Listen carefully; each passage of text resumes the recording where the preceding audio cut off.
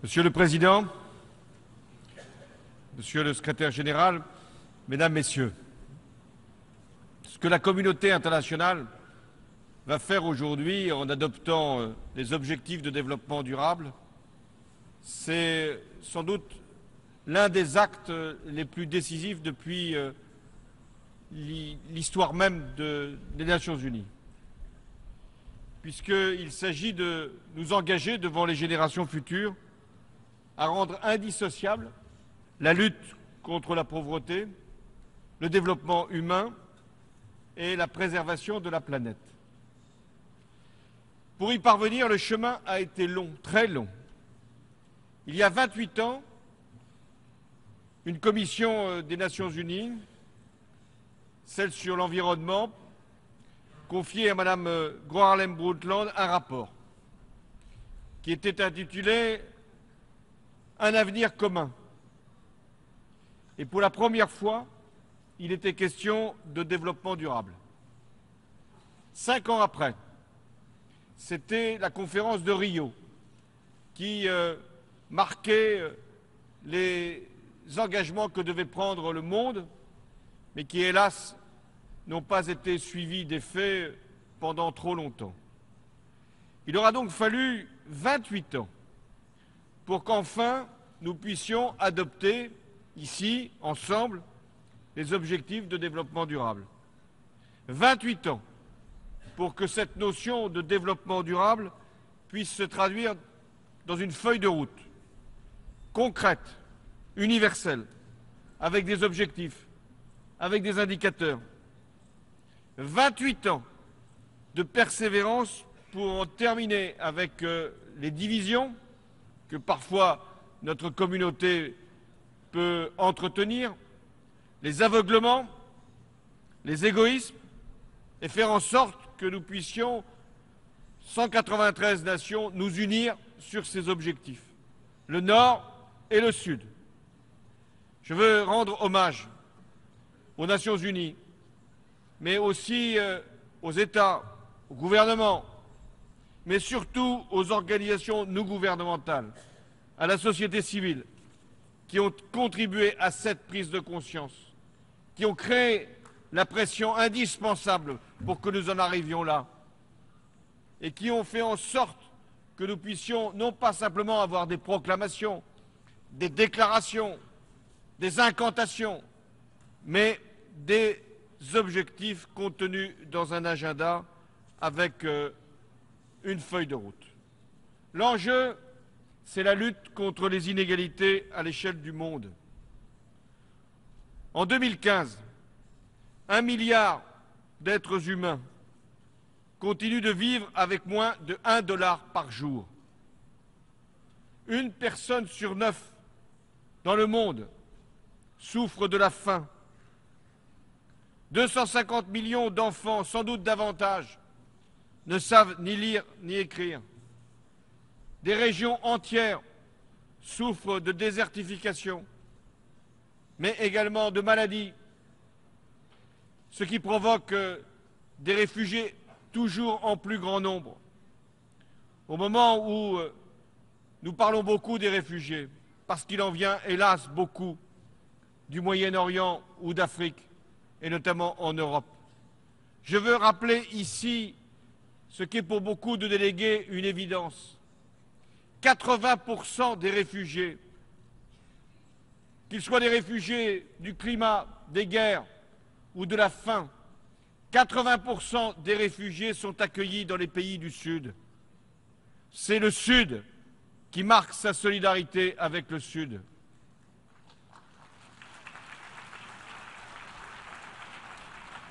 Ce sont souvent les plus démunis qui accueillent les plus pauvres. Et voilà pourquoi nous devons agir. Nous devons décider.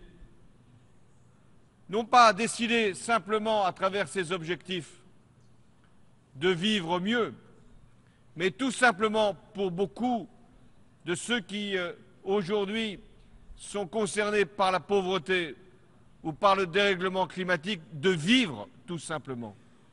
Ce que nous allons décider, ce n'est pas simplement de la qualité de la vie, c'est de la vie elle-même. Et voilà pourquoi l'agenda du développement durable est une réponse majeure à ce qui est pour nous finalement l'enjeu de la cohésion de la planète. Nous avons retenu 17 objectifs, mais il y a 3 priorités qui sont inséparables. La première, c'est la préservation du climat. Ce sera l'objet, c'est vrai, de la conférence de Paris, que la France a la responsabilité d'accueillir. Je sors d'un déjeuner avec les principaux chefs d'État et de gouvernement des continents les plus importants pour voir si un accord est possible. Je n'ai rencontré aucun chef d'État, aucun chef de gouvernement qui m'ait dit qu'il était contre un accord. Je pourrais donc en tirer la conclusion rapide que nous sommes sûrs de réussir. Mais tel n'est pas mon point de vue. Un accord est toujours possible. La question qui nous est posée, c'est quel accord? Quel niveau d'ambition? Quel engagement? Et à Paris, il ne s'agira pas simplement de signer un texte en pensant que, en 2009, à Copenhague, nous n'avions pas été capables. Non. À Paris, il faudra signer un texte qui nous engagera pour des décennies et qui sera un accord qui concernera tous les pays, avec des différences de situation, mais avec aussi une valeur juridique qui fera que régulièrement, tous les 5 ans, nous pourrons évaluer, mesurer ce qui a été fait ou ce qui n'a pas été fait. L'objectif, c'est d'éviter que la planète ne se réchauffe de plus de 2 degrés à la fin du siècle. Pour beaucoup de pays, si la planète se réchauffait de plus de 2 degrés, ce ne serait pas simplement un indicateur qui n'aurait pas été atteint, un objectif qui aurait été raté. Non, ça signifierait simplement, pour des pays qu'on appelle les États insulaires, la disparition pure et simple à la fin du siècle. Ça signifierait pour beaucoup d'autres pays la désertification, la déforestation, et donc l'incapacité de vivre dans les conditions d'aujourd'hui. Alors, à Paris, il faudra que nous prenions des engagements à travers les contributions, et j'appelle tous les pays à déposer ces contributions pour que, faisant masse de tous les engagements, nous puissions être à 2 degrés seulement de réchauffement de la planète à la fin du siècle. Il faudra que nous prenions également des décisions pour qu'un prix du carbone soit fixé, qu'un prix soit envoyé à l'ensemble des acteurs économiques pour qu'ils puissent adapter leurs investissements et leurs comportements. Et puis nous aurons à régler la question des financements. Et c'est la question majeure. Est-ce que nous sommes simplement entre pays développés qui regrettons les prélèvements que nous avons pu opérer sur les ressources naturelles, en essayant que les pays moins développés échappent à cette fatalité? Ou est-ce que nous rassemblons des financements pour permettre à des pays de sauter une étape et d'assurer leur transition énergétique, leur adaptation,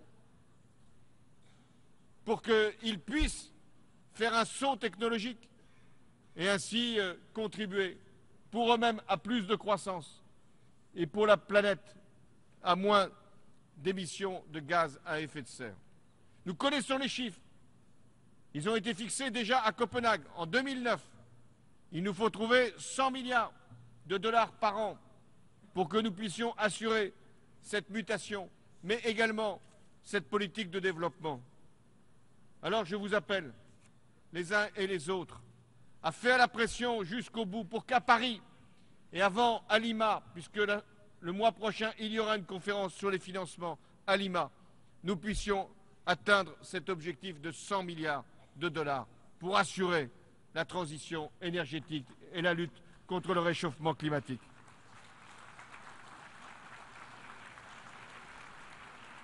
Et en même temps que nous posons cette priorité, elle est compatible, elle est même cohérente avec la lutte contre la pauvreté.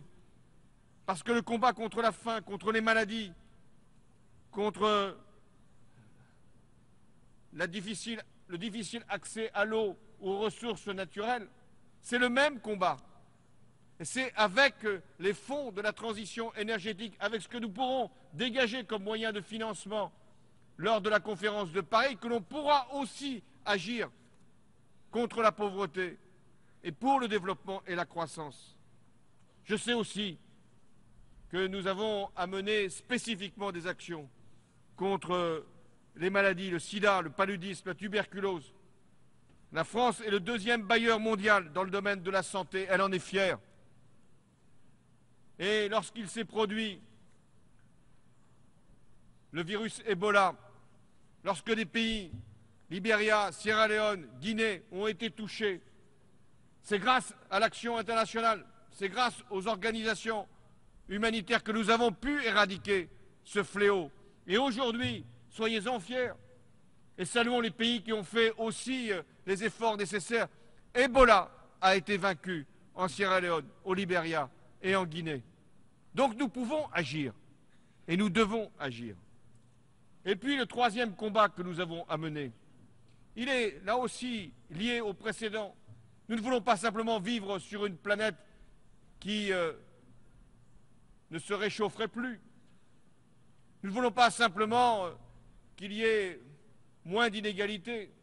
Nous voulons que l'être humain en tant que tel puisse faire valoir ses droits, pour que les femmes puissent contribuer elles-mêmes à la production de richesses, que les libertés fondamentales soient reconnues, que la lutte contre la corruption soit engagée, que les conflits trouvent leur solution. Tout se tient.